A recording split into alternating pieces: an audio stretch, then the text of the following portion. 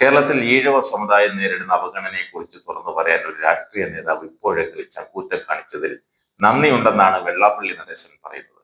വെള്ളാപ്പള്ളി ആ പറഞ്ഞത് വിവാദമാവുക. CMP സംസ്ഥാന ജനറൽ സെക്രട്ടറി CP ജോണിന്റെ ഒരു മാധ്യമത്തിൽ വന്ന അഭിമുഖം കണ്ടിട്ടാണ് വെള്ളാപ്പള്ളി അങ്ങനെ പറഞ്ഞത്. ജോൺ വിവരവും വിദ്യാഭ്യാസവും യാഥാർത്ഥ്യ ബോധവുമുള്ള നേതാവാണ്, ശരിയാണ്.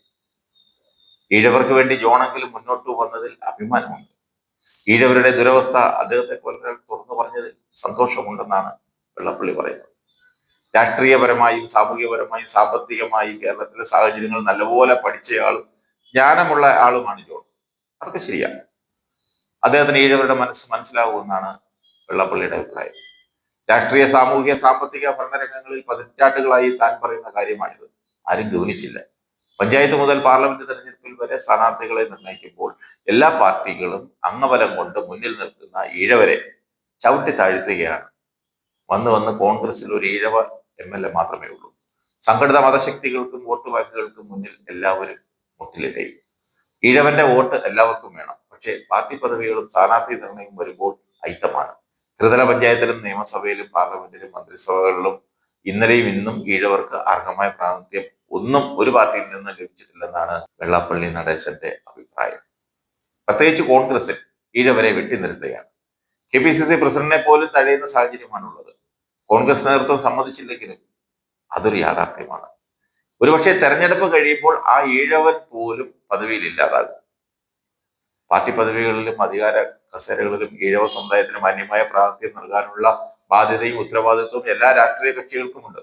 അത് നിഷേധിച്ചാൽ പ്രത്യാഘാതം വരുന്ന തെരഞ്ഞെടുപ്പുകളിൽ പ്രതിഫലിക്കുമെന്നുമാണ് വെള്ളാപ്പള്ളിയുടെ മുന്നറിയിപ്പ്. പക്ഷെ വെള്ളാപ്പള്ളി ഒരു കാര്യം മനസ്സിലാക്കണം, അത് കോൺഗ്രസിൽ മാത്രമാണെന്ന് വെള്ളാപ്പള്ളി പറയണമായിരുന്നു. കോൺഗ്രസിന്റെ സ്ഥിതിയാണ് വെള്ളാപ്പള്ളി പറഞ്ഞിരിക്കുന്നത്. പക്ഷേ എല്ലാ രാഷ്ട്രീയ പാർട്ടിയിലും അങ്ങനെയാണെന്നാണ് വെള്ളാപ്പള്ളി പറഞ്ഞു വയ്ക്കുന്നത്. അതങ്ങനെയല്ല. വെള്ളാപ്പള്ളിയുടെ ഈ അഭിപ്രായത്തോട് ഇടതുമുന്നണി യോജിക്കുന്നില്ല.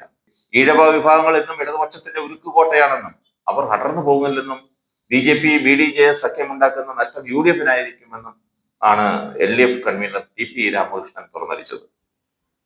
കേരളത്തിലെ ഈഴവരുടെ മനസ്സ് ഇടതുപക്ഷത്തിനൊപ്പമാണ്. രാഷ്ട്രീയ പാർട്ടി എന്ന നിലയിൽ NDA സഖ്യത്തിലാണെങ്കിലും ഇവിടുത്തെ ഈഴവരുടെ വോട്ട് അങ്ങനെ ഒഴുകിപ്പോയില്ല. എങ്കിലും പുതിയ രാഷ്ട്രീയ സാഹചര്യം പാർട്ടിയും കേരളത്തിലെ ഇടതുപക്ഷവും ശരിയായ അർത്ഥത്തിൽ വിലയിരുത്തുന്നുണ്ട്.